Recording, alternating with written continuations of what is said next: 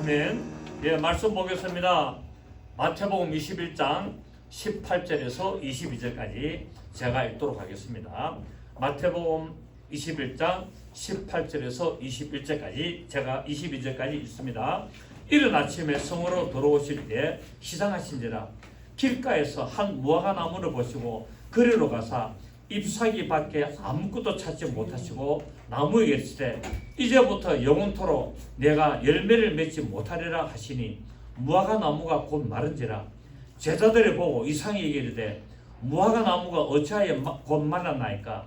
예수께서 대답하시되 내가 진실로 내게 이르노니 만일 너희가 믿음이 있고 의심하지 아니하면 이 무화과 나무에게 된 이런 일만 할 뿐 아니라 이 산들을 들려 바다에 던져지라 하여도 될 것이요 너희가 기도할 때 무엇이든지 믿고 구하는 것은 다 받으리라 하시니라. 아멘.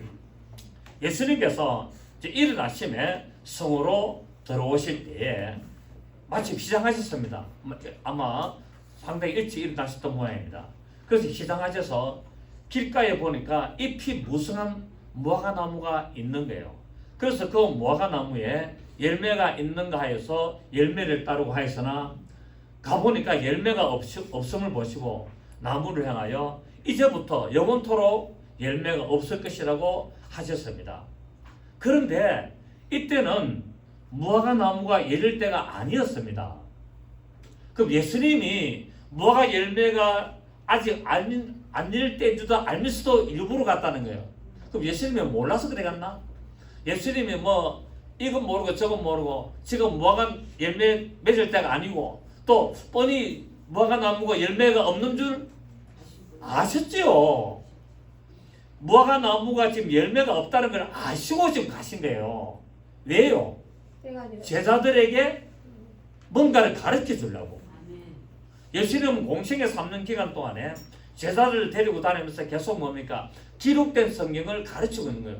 구약에 기록된 성경을 계속 가르치고 있는 건데 오늘도 역시 마찬가지로 무화과 열매가 맺을 때가 아님에도 불구하고 예수님은 뻔히 아시면서도 제자들을 데리고 일부러 그 무화과 나무 열매를 찾으러 가셔서 없는 것을 보시고 저주하시고 그래서 무화과 나무 그 나무가 영원토록 열매를 맺지 못하는 이런 현상을 일으켰습니다. 왜냐고요? 왜요? 그렇지. 제자들에게 무엇을 가르치려고? 성경을 가르치려고. 그래서 그러면 이 본문도 이미 구약 성경이 이렇게 돼가 있다 없다? 돼가 있다는 거예요. 그래서 우리는 이런 거 보고 그런 걸 모르고 사람들 그럽니다. 예수님이 왜 멀쩡한 나무를 저주하신다고? 그리고 또 분명히 무화과 나무 열매를 맺을 때가 아닌 줄 아는데도 일부러 가셨다고. 그럼 뭐 몰라서 가신다? 뭐 이렇게 말이 많습니다만은 성경을 몰라서 그렇죠. 예수님은 제자들에게 바로 이 성경을 통해서 일어날 일들을 가르치려고 그 현상을 좀 보여주고 있습니다.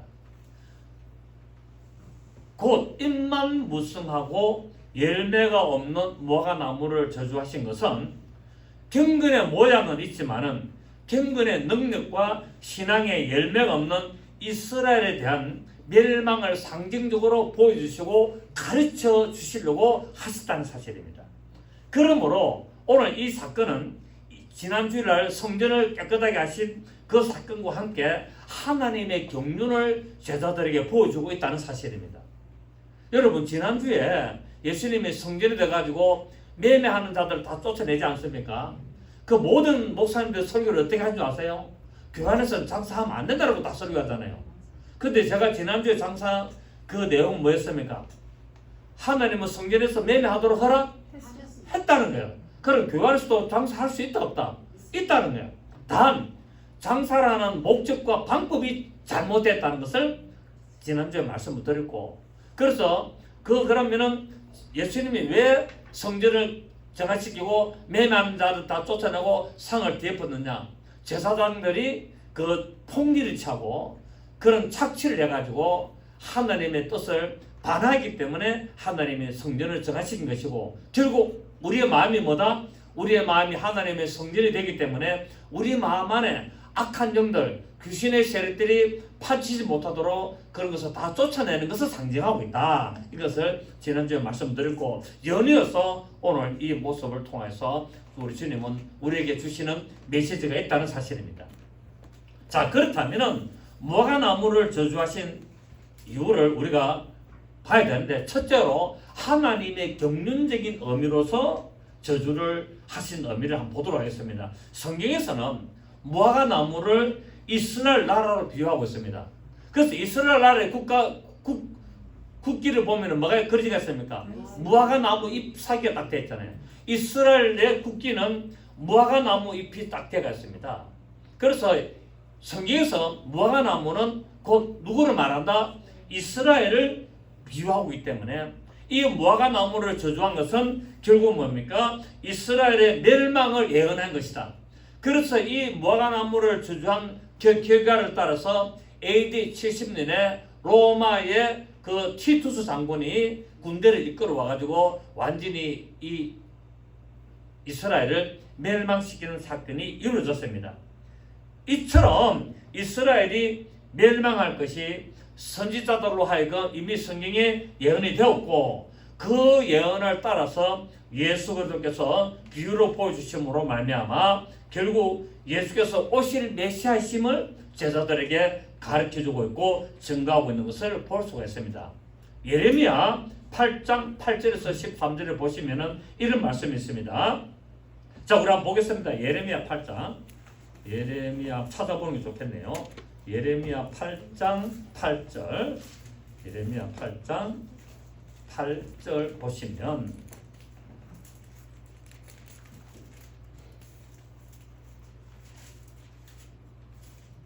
네, 13절만 보겠습니다. 예레미야 8장 13절.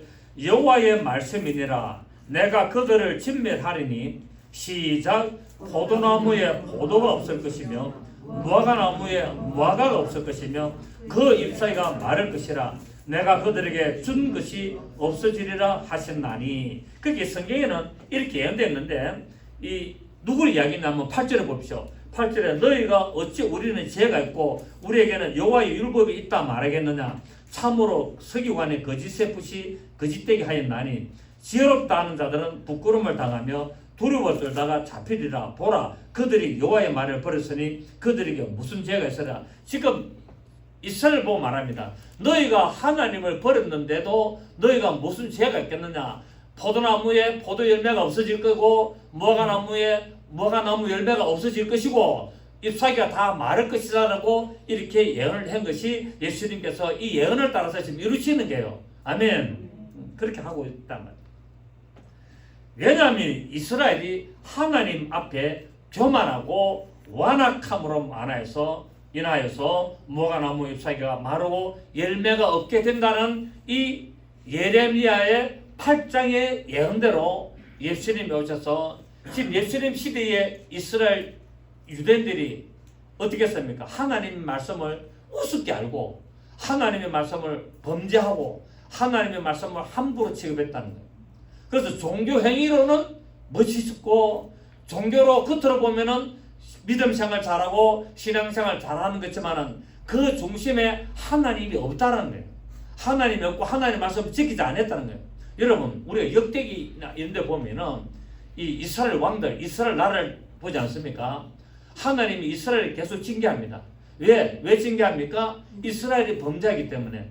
이스라엘의 왕으로부터 백성들이 범죄하니까 하나님이 그 범죄한 왕과 이스라엘 백성들을 어떻게 하시죠? 징계하시잖아요. 징계하니까 어떻게 합니까? 회개하잖아요. 왕으로부터 백성들이 또 죄를 되엎어쓰고 배옷을 입고 회개합니다. 또 회개하니까 하나님이 뭐 하십니까? 용서하시잖아요. 용서하고 또 어느 시기까지 지나니까 또 뭐합니까? 또 범죄합니다. 범죄하니까 하나님이 또 징계하시고 또 회개하고 용서하고 또 범죄하고 계속 이 사이클이 돌아가는 거. 역대기를 보시면은 역대기 상하, 열왕기 상하를 보면은 계속 이스라엘의 왕과 백성들은 지속적으로 범죄하고 징계받고 회개하고 용서하고 또 범죄하고 이게 계속 돌아갑니다. 그런데 이것이 계속 끝까지 돌아가느냐? 그렇지 않다는 거예요. 때가 되니까 하나님이 앗수르를 불러서 북이스라엘을 멸망시키고, 때가 되니까 바벨론을 불러서 남유다를 완전히 멸망시키는 이런 성경의 기록을 우리가 볼 수가 있다는 사실이에요. 그래서 하나님은 무한정 참으시는 것이 아니라 하나님은 용서하시되 지속적으로 계속하여 죄를 짓고 범죄를 계속하고 회개하고 범죄하고 회개하고 이 사이클을 계속하면은 하나님은 때가 되면은 멸망시킨다는 사실을 우리는 성경을 통해 너무나 잘 알고 있고, 또 이렇게 될 것이라고 성경에 예언된 대로 예수님이 오셔서 무화과나무를 저주함으로 말미암아 앞으로 곧 이스라엘이 멸망할 것이라는 것을 제자들에게 보여주고 있고, 또 성경을 보러 오늘 우리에게도 이것을 보여주고 있다는 사실입니다. 자, 그렇다면 이스라엘의 완악함은 언제까지 계속될 것인가? 성경에는 이스라엘의 완악함이 언제까지 될 것이냐라고 로마서 기록하고 있는데, 이방인의 충만한 수가 차기까지 완악하게 될 것이라고 이야기를 하고 있습니다. 자, 이스라엘이 하나님이신 예수님을 메시아로 믿지 못하는 이 완악함이 지금도 있잖아요. 그죠? 지금도 계속 되고 있는데 언제까지 되고 있다고요? 끝이 있다는 거예요. 끝이. 영원히 지속되는 것이 아니라 끝이 있는데 언제까지 되느냐? 이방인의 충만한 수가 차는 때까지 완악하게 되었다가 이방인의 충만한 수가 차게 되면은 온 이스라엘이 회개하게 됩니다. 온 이스라엘이 회개하여서 하나님께로 다 돌아오게 되고, 그 역사를 이루면서 뭐가 일어나냐? 천왕국이 이 땅에 일어나는 것을 성경은 계시록에서도 말씀을 하고 있고, 구약 성경에도 다 그렇게 기록되어 있습니다. 그래서 제가 계시록 강의를 2번 하면서 쭉 설명해 드렸는데 여러분 다 잊어버릴 줄을 믿고 또 다음 기회 되면 한 번 더 하도록 하겠습니다. 그 성경은 하나님이 택한 백성 이스라엘을 하나님이 영원토록 버리지는 않는다는 거예요. 않지만은 반드시 뭡니까? 때가 있다는 것이죠. 그래서 우리는 이런 성경을 통하여 나에게 향하신 하나님의 뜻도 발견하고 나에게 향한 하나님의 때를 또 우리가 발견해야 된다는 사실입니다. 그래서 우리 로마서 11장 한번 보시겠습니다. 로마서 11장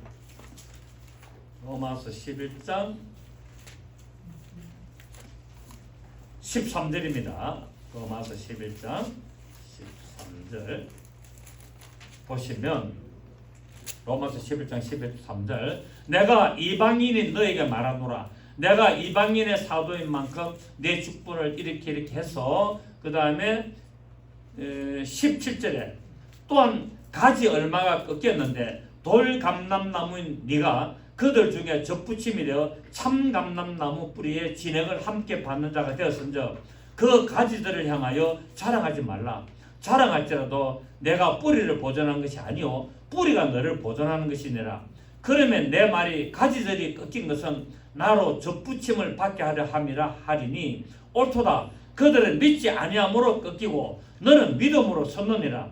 높은 마음을 품지 말고 도리어 두려워하라.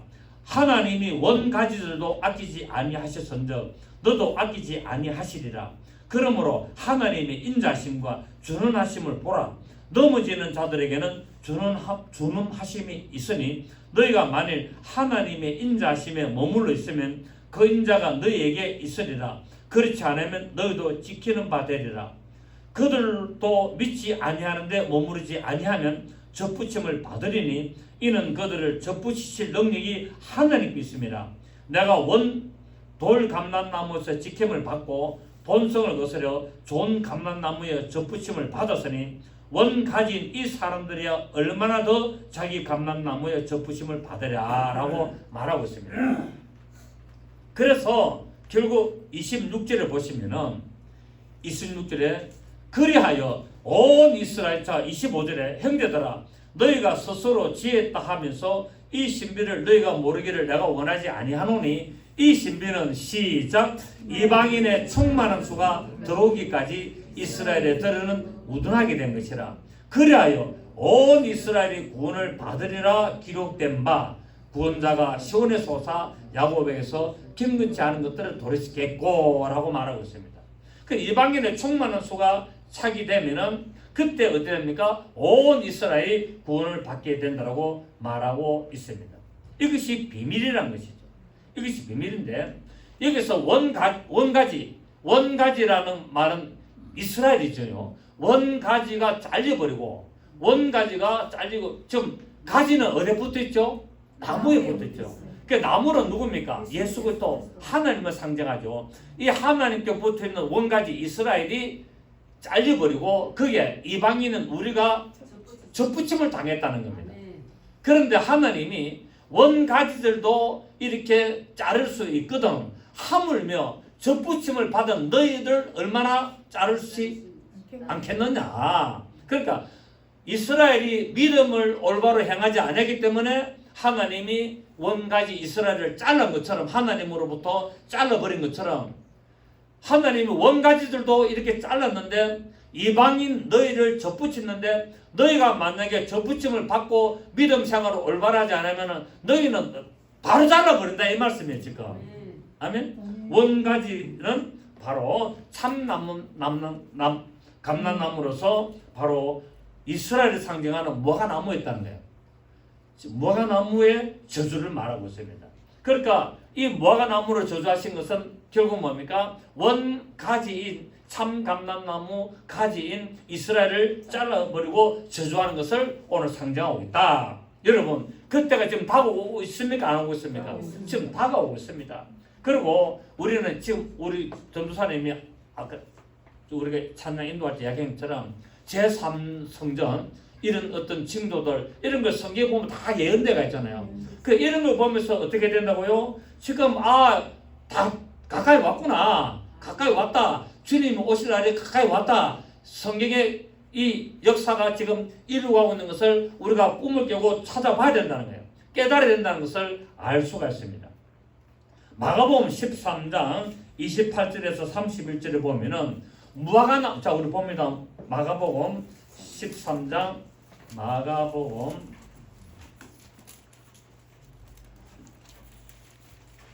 13장 예, 28절 마가복음 13장 28절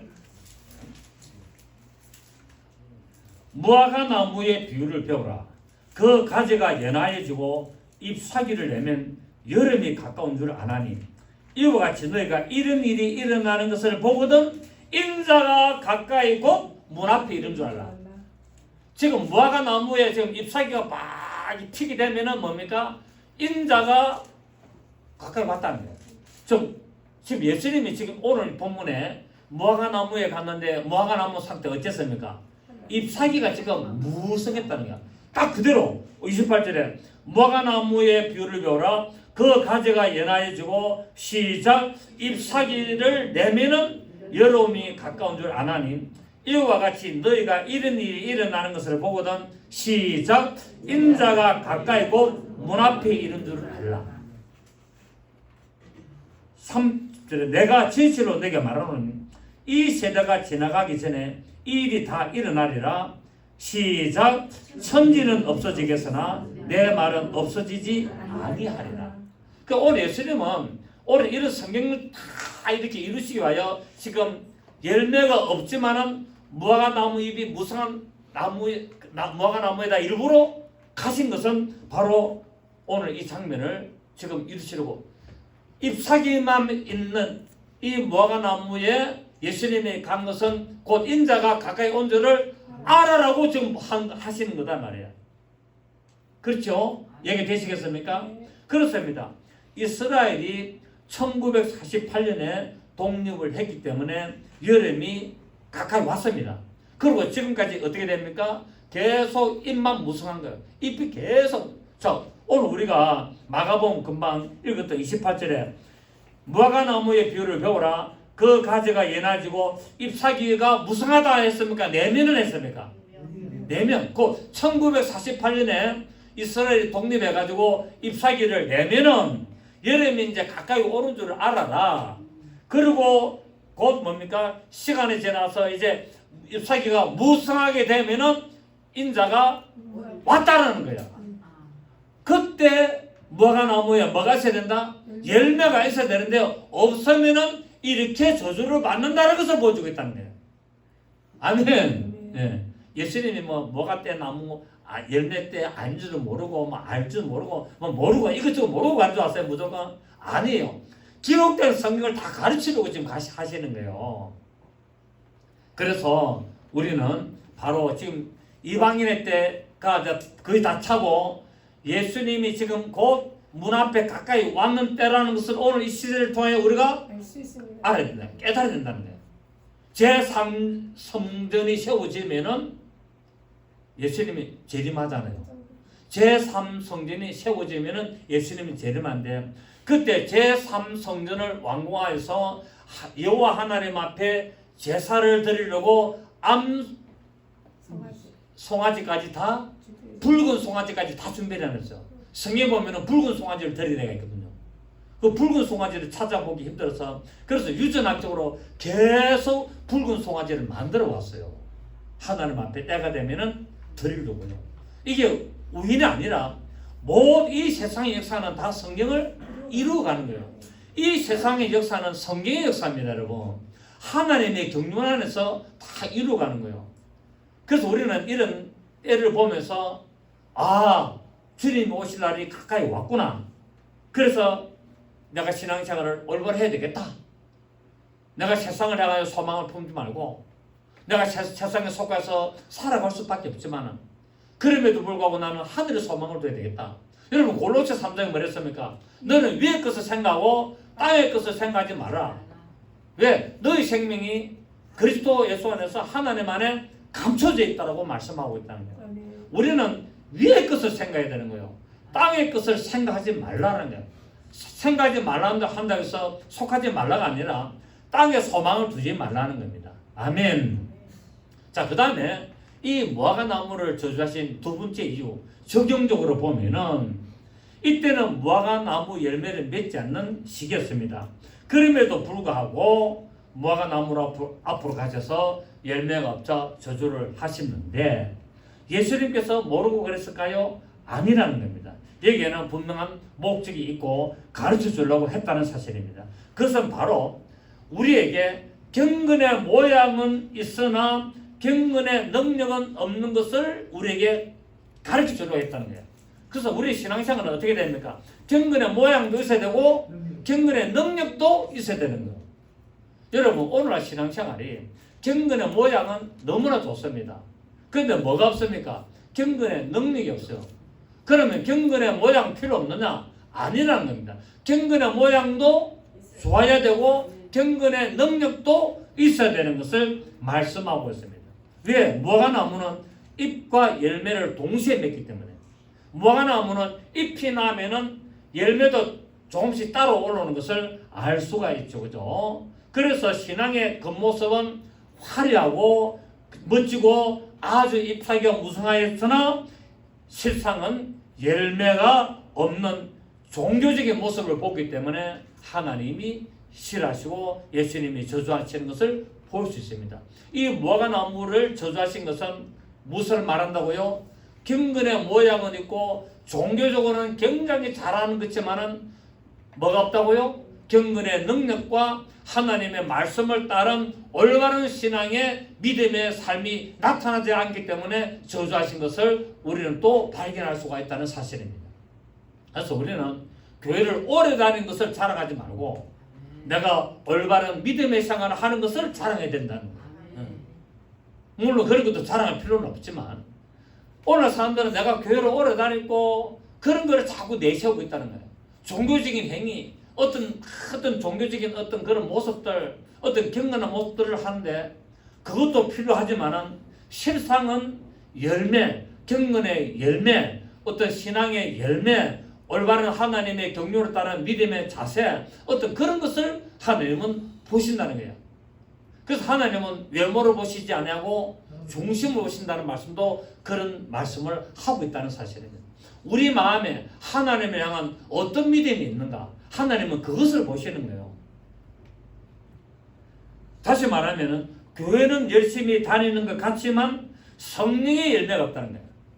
우리 안에 뭐가 있어야 된다? 성령. 교회를 열심히 다니면은 잎사귀가 무성하면은 반드시 뭐가 있어야 된다? 성령의 열매가 나와야 된다는 거예요. 성령의 열매는 몇 가지가 있죠? 9가지. 사랑과 희락과 화평과 오래 참음과 자비와 양성과 충성과 온유와 충성. 이게 없으면은, 이 성령의 9가지 열매가 없으면은 아무리 종교 생활을 잘하고 잎이 무성하고 멋지게 보이고 그렇게 하더라도 아무 의미가 없다는 거예요. 교회 건물을 아무리 수백억을 해가지고 멋지게 지어놓고 안에 들어가면 웅장하고 그렇게 하더라도 열매가 없으면 아무 소용이 없습니다. 여러분, 유럽 교회 보십시오. 얼마나 교회가 웅장하고 멋졌습니까? 근데 그 안에 뭐가 없었습니까? 신앙이 열매가 없었어요. 그러니까 지금 뭐로 바뀌었습니까? 전부 다 관광지로 다 바뀌었다는 거예요. 관광지로 다 바뀌었어요. 예배 드리는 사람이 없어. 그 찬란한 그 기독교의 문명에 전부 다 그냥 종교 행위가 돼가지고 열매가 없는 거예요. 주님은 지금 그걸 말씀하고 있는 거예요. 그거를 지금 우리에게 보여주고 있는 거예요. 이 기록된 성경을 통해서 너희들은 이스라엘이 이런 모습이었고 너희들도 이런 모습이고 앞으로 교회 모습이 이래 된다는 것을 다 보여주고 있다는 사실입니다. 물론 이것은 당시에 형식주의와 외식주의에 빠져서 경건의 모양만 있고 경건의 능력을 부인하던 이스라엘에 대한 경고였지만은 이것은 지금도 우리에게도 적용되고 있다는 사실을 여러분 잊어버리지 마시기를 부탁드리겠습니다. 이 경고는 오늘날 우리에게도 경건의 모양은 있으나 경건의 능력이 없다면 동일하게 적용이 된다는 거예요. 그래서 교회를 오래 다니고 신앙생활 잘하는 끝에도 성령의 열매가 없으니까 악한 영이 그냥 사로잡아버리고 악한 영이 공격하고 넘어지게 만들고 힘들게 만드는 거예요. 여러분, 여러분의 삶 속에는 하나님이 기뻐하시고 받으실 만한 그런 경건의 열매를 맺기를 예수 이름으로 부탁을 드리겠습니다. 아멘. 디모데전서 4장을 봅니다. 디모데전서 4장 7절. 디모데전서 4장 7절. 그 원고에 있습니다. 예, 있습니다. 디모데전서 4장 7절. 망령되고 허탄한 신화를 버리고 시작 경건에 이르도록 내 자신을 연단하라. 육체의 연단은 약간의 유익이 있으나 경건은 범사에 유익하니 금생과 내생에 약속이 있느니라. 미쁘다 이 말이여 모든 사람이 받을 만하도다. 이를 위하여 우리가 수고하고 힘쓰는 것은 우리의 소망을 살아계신 하나님께 두미니 곧 모든 사람 특히 믿는 자들의 구주시니라 라고 말씀하고 있습니다. 경건의 모양은 있으나 경건의 능력은 부인하니 이 같은 자들에게서 네가 돌아서라 라고 디모데후서 3장 5절에서 말씀하고 있습니다. 여러분, 지금은 아직 무화과 나무 때가 아니라고 착각하고 변명하지 마시기를 바랍니다. 착각은 자유입니다. 그죠? 지금은 무화과 나무 때가 아니야. 그거는 여러분 자유예요. 그러나 내가 그렇게 착각하고 나는 그렇게 아니다고 하고 싶어도 그렇게 되고 있다는 사실이에요. 눈을 딱 감고 태양은 없어 한다고 해서 태양은 없는 게 아니에요. 다만 내가 눈을 감았을 뿐이에요. 그렇지 않습니까? 그러니까 우리는 내 기준을 따지면 안 되고 성경 기준을 따져야 되는 거예요. 내 생각을 따르는 것이 아니라 하나님의 생각을 따라가야 되는 거예요.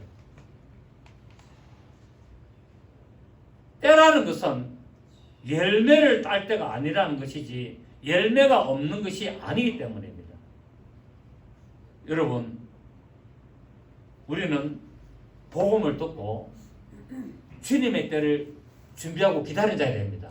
여러분, 우리 마태복음 25장에 잘 아는 열처녀 비유. 열처녀 비유에서 미련하고 어리석은 처녀는 등은 가지고 있었지만은 기름은 준비하지 않았어. 그런데 지혜로운 처녀는 등도 가지고 기름도 준비를 했어. 그런데 예수님이 신랑이 아직 안 와. 그런데 신랑이 올 때가 됐고 보라 신랑이로다라고 하는데 미련한 처녀와 지혜로운 처녀들 가지고 있는 등에는 기름이 다 돼가지고 지금 꺼져가고 있어. 거의 다 꺼졌어.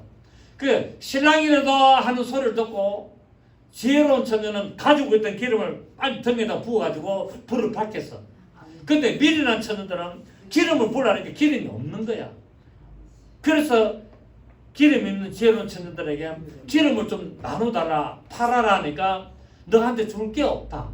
그러니까 저 시장에 가가지고 기름을 사오라 라고 하니까 급히 뛰어가지고 시장에 가서 기름을 사가지고 보충가지고 왔는데 이미 끝났습니다. 이미 문 닫혔어요. 그럼 어리석은 미련하고 어리석은 이 천사는 교인일까요? 아닐까요? 교인이죠. 교인이지만은 예수를 믿고 등은 뭡니까? 주의 말씀은 내 발의 등이요 내 길이 빛입니다라는 그 시편의 말씀처럼 등을 가지고 있어서 예수 믿고 말씀도 받았다는 거예요. 등을 가졌다는 말은 주의 말씀은 내 발의 등이요 내 길이 빛이기 때문에 말씀을 받았다 안 받았다? 받았어요. 받았는데 무엇을 준비했습니까? 기름, 성령의 기름 부으심이 없었어요. 예수를 믿고 말씀을 받아서 인생의 길을 예수님 신랑을 기다리는 등을 가지고 기다리고 있었어요. 그 예수 믿는 자입니까 아닙니까? 예수 믿는 자예요. 그러나 성령의 기름을 준비를 안 했기 때문에 혼인 자체에 들어가지를 못하고 나는 너희를 모른다라고 했어요. 지혜로운 처녀는 어땠습니까? 똑같이 등을 가지고 말씀을 받고 다 했습니다. 그럼에도 불구하고 또 무엇을 했습니까? 기름을 준비하고 있었어요. 그 성령의 내주하심이 있었다는 거예요. 그래서 언제든지 같이 졸았습니까? 안 졸았습니까? 미련한 다섯 천도 졸고 지혜로운 천도 다 졸아요. 지혜로운 천녀는 막 계속 안 졸고 뺑뺑 눈 떠가 있는 게 아니에요. 피곤하면 졸아요. 신앙생활 하다가 피곤하면 힘들면 시험도 들고 똑같이 시험도 들고 다 그래 해요. 시험 절대 안 드는 게 아니라니까요. 저도 시험 드는데요. 저도 교인들이 좀 이상하게 하면 저도 시험 막 들잖아요. 그렇잖아요. 지혜로운 처녀가 왜 시험 안 들을까요? 똑같이 시험 들어요. 그런데 뭐가 있다? 성령의 기름을 준비하고 있기 때문에 언제든지 깨어난다는 거예요.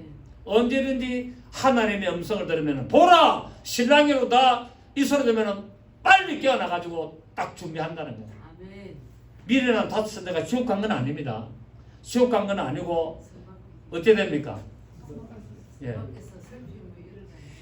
휴거를 못 당했다는 거예요. 휴거를 당하지 못했다는 것을 상징하는 거다 이 말이에요. 아시겠습니까? 그리고 어디에 못 들어간다? 새 예루살렘 성에 못 들어가는 것을 상징하고 있는 것이지 구원을 못 받고 지옥 가는 게 아닙니다. 또 많은 분들은 이 마태복음 25장에 미련한 처녀 다섯 처녀를 갖다가 지옥에 갔다라고 하는데 천만의 만만의 말씀입니다. 등을 가졌어요. 신랑을 기다렸어요. 믿었어요. 말씀을 받았어요. 그러나 성령의 기름 부으심을 받지 못하기 때문에 그래 된 겁니다. 구원은 받습니다. 성 밖에 있어요. 아시겠죠? 성 밖에 있고 또 좁게 말하면은 휴거를 당하지 못하는 것도 상징하고 있고 그렇습니다, 여러분. 그래서 오늘 성경을 똑바로 봐야 됩니다. 오늘 예수님께서 말씀합니다. 제자들이 이상하게 얘기니까 예수님께서 믿음이 있고 의심하지 않으면은 이런 일보다도 더 큰 일이 있을 것이다. 그 큰 일이 뭡니까? 이 산들을 들려 바다에 던져지려 해도 그렇게 된다는 거예요. 무화과 나무 하나 좀 저주하는 것은 아무것도 아니다. 무화과 나무 하나 좀 저주해가지고 말라버린 것은 아무것도 아니고 지금 저 보이는 큰 산, 저 산을 내가 해서 예수 이름으로 내놓으니 산아 덜려서 저 홍해 바다에 빠져라 하면은 그렇게 된다는 거예요. 그걸 지금 말하고 있는 거예요. 믿는 자에게는 능치 못함이 없다는 말이겠죠. 믿음이 있고 말씀을 의심하지 아니하면은 능치 못함이 없게 됩니다. 그래서 마가복음 9장 23절에 보면은 예수께서 이르시되 할 수 있거든이 무슨 말이냐? 믿는 자에게는 능치 못할 일이 없느니라고 말씀을 했습니다. 그렇습니다. 모세가 홍해를 가른 사건, 여호수아가 태양을 머무르게 한 사건, 사도들의 이적과 능력과 표적들은 모두 다 믿음으로 말미암아 이루어졌습니다. 아멘. 자기 능력입니까? 믿음의 능력입니까? 믿음의 능력이요. 모세가 홍해를 가른 사건, 모세가 능력이 있는 게 아니에요. 하나님의 능력을 의지했던 모세의 믿음이 있기 때문에 하나님 역사를 하셨고, 아멘. 아멘. 엘리야가 하늘에서 불을 내린 것도 엘리야의 믿음이 아니라 엘리야가 하나님을 절대적으로 신뢰하는 의지하는 믿음이 있었기 때문에 그 믿음의 역사대로 불이 내려졌고, 이런 모든 일들이 전부 다 뭐라고요? 믿음의 능력을 말하고 있다는 사실입니다. 그래서 믿는 자들에게는 이런 표적이 따르느니 곧 제가 내 이름으로 귀신을 쫓아내며 새 방언을 말하며 뱀을 집으며 무슨 독을 맞춰도 해를 받지 않으며 병든 사람에게 손을 얹는 적 나으리라 하시라. 나한테는 능력이 있는 게 아니라 내 이름을 믿는 너에게는 이런 표적이 따른다는 거예요. 그래서 우리는 이 말씀의 능력을 의심하지 말아야 된다는 거예요. 믿고 의심하지 아니하면은 이보다 더 큰 일도 하리라라고 말씀하고 있다. 누가복음 우리 17장 보십니다. 누가복음 17장을 보시면 누가복음 17장 6절을 보시면 누가복음 6장 17절 누가복음 16장 17절 18절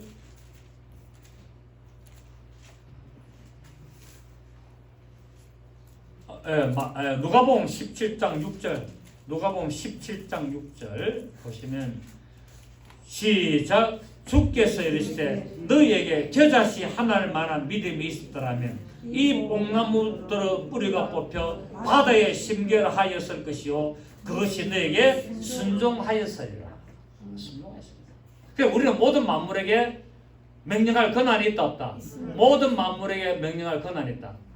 그래서 질병도 꾸짖을 권한이 있다 없다? 병이 있는 자에게 뭡니까? 병을 꾸짖으라 했습니다. 여러분 병을 치료해라 성경에 말하지 않았어요. 병을 어떻게 하라고요? 꾸짖으라 했습니다.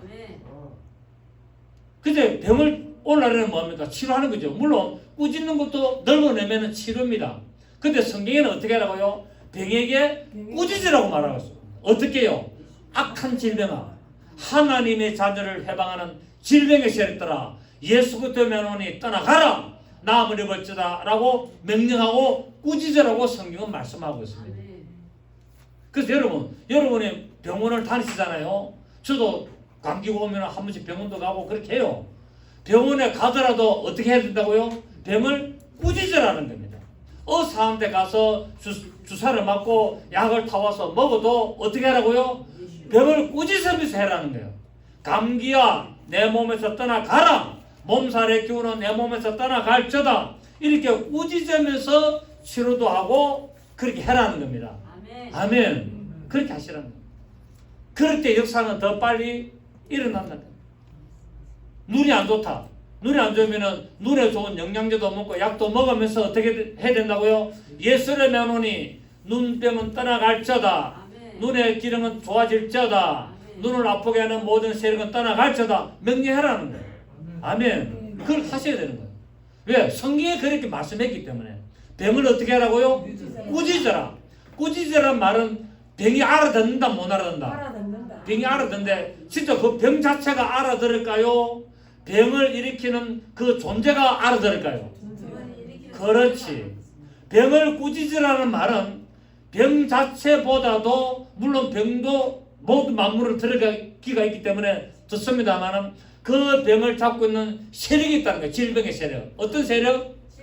질병의 세력이 있다는 거예요. 그 질병의 세력을 꾸짖는 겁니다. 자, 예수님이 배를 타고 저 가버나움으로 건너가시려고 배를 탔어요. 그러니까 배가 중간중간이니까 폭풍가 좀 쳤어요.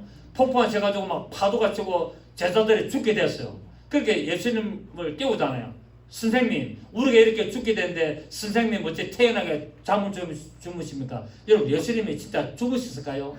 여러분, 배가 지금 제자들이 죽을 정도가 배가 흔들리고 지금 폭풍 치고 난리친데 예수님이 그냥 코로 드릉 걸고 주무셨을까요?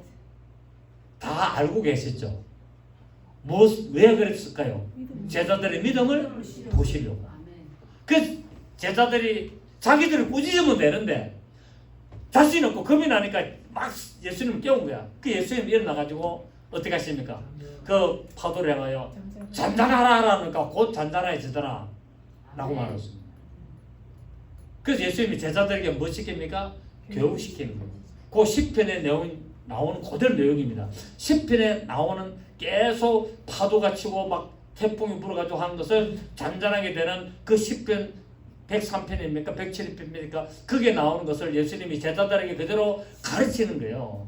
예수님은 다 알고 계셨어요. 그러면은 파도를 향하여 잔잔하라고 꾸짖으니까 잔잔해졌어요. 파도가 알아듣습니까? 못 알아듣습니까? 알아들었죠. 그런데 파도 자체가 알아들은 것이 아니라 파도를 일으키는 영적인 존재가 있었다는 거예요. 파도를 일으키는 바람의 존재. 파도는 누가 일으킵니까? 바람. 성경에서는 바람을 누구라 한다? 천사라 한다. 바람을 일으키는 이 광풍, 미친 바람이죠. 광풍은 미친 바람. 이 미친 바람을 일으키는 그 악한 영의 존재를 예수님이 꾸짖으니까 바로 파도가 잔잔해진 겁니다. 아멘. 그렇다면은 말을 바꾸어서 뱀을 꾸짖으려 했기 때문에 그럼 뱀을 일으키는 존재가 있다 없다? 있다. 우리 눈에는 보이지 않지만은 반드시 그 뱀을 일으키는 배후 세력이 영적인 존재가 있기 때문에 약물을 써서 주사를 맞고 수술을 하고 약을 먹으면서 치료를 하되 반드시 그 병을 일으키는 존재를 꾸짖으라고 말씀하고 있다는 사실. 우리 눈에는 안 보여. 약은 보여. 주사기는 보여. 의사는 보여. 근데 병을 일으키는 그 존재는 안 보여. 그러니까 안 믿는 거예요. 보이면 믿겠는데. 근데 성경에는 그 존재를 꾸짖으라고 말씀하고 있다는 사실. 아멘. 그 꾸짖으시기를 바랍니다. 병원 가지 말아가 아니라 가시고 저도 다 해요. 그러나 반드시 꾸짖으라는 거예요. 그래야 빨리 회복이 되고 좋아진다는 것을 말씀하고 있습니다. 그렇습니다. 말씀의 능력을 믿음으로 말미암아 행하시고 인간적인 생각이나 판단을 가지고 의심하지 마시기를 부탁드리겠습니다. 오늘 예수님께서 말씀합니다. 22절에 본문 22절. 자, 본문 22절 봅니다. 오늘 본문 22절. 오늘 본문 22절 시작. 너희가 기도할 때 무엇이든지 믿고 구하는 것은 다 받으리라. 믿고 구하면 어떻게 된다고요? 다 받는다라고 말하고 있습니다. 여러분, 가장 위대한 기도는 어떤 기도인 줄 아세요? 믿음으로 하는 기도입니다. 막 두 손 들고 막 그냥 막 큰 소리를 해가지고 막 난리치고 막 쇼하고 하는 기도가 아니라 가장 위대한 기도는 믿음으로 하는 기도입니다. 여러분, 박측 전도자가 박측이죠. 박측이 막 하는 거 봤죠, 그죠? 뭐 어떻게 합니까?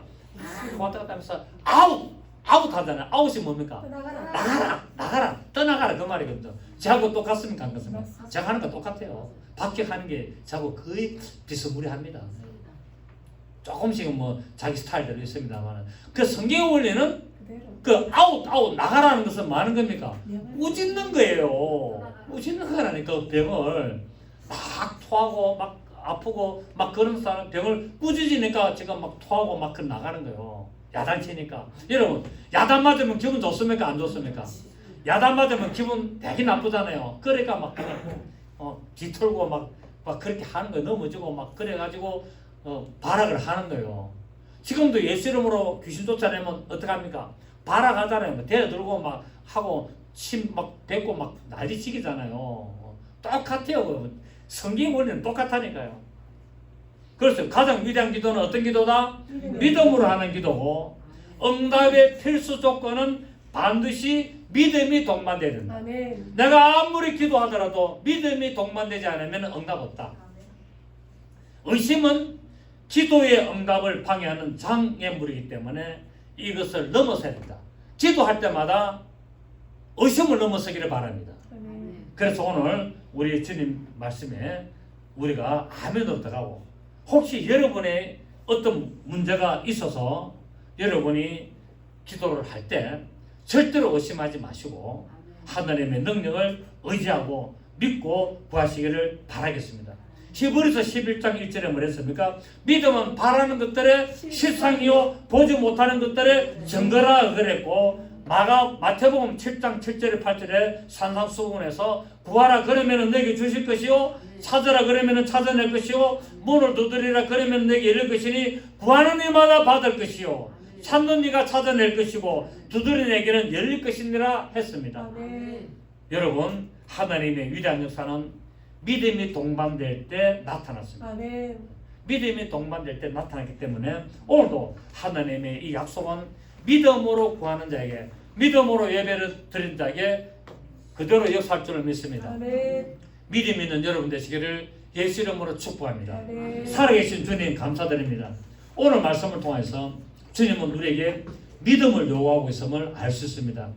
믿음이 없는 종교 행위를 하는 그 이스라엘 무화과나무 잎만 무성한 이스라엘을 저주하시고 이제 우리에게 이 모습을 보여주면서 뒤에 말씀하신 대로 믿고 구하는 자에게 의심하지 않은 자에게는 이런 일보다 더 큰 일을 하리라 하신 것처럼 결국 오늘 말씀의 핵심은 믿음으로 구하는 신앙생활을 할 때 하나님은 응답하시고 역사하신다는 것을 우리에게 잘 가르치고 있음을 오늘 찾았습니다. 감사합니다. 우리의 모든 기도는 믿음의 기도가 되게 하여 주옵시고 의심의 모든 것들을 끌어내는 그런 역사가 있게 하여 주시옵소서. 예수님의 이름으로 기도드립니다. 아멘.